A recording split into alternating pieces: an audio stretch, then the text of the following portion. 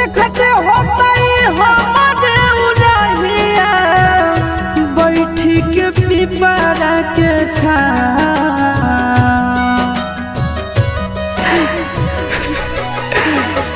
देखते होता हमारे उड़हिया बैठी के पिपरा के रुक रुक रुक अरे टरेनिया रुक रुक रुक रे टरेनिया ले ले चल जनुआ के गाँव रुक रुक रुक रे टरेनिया।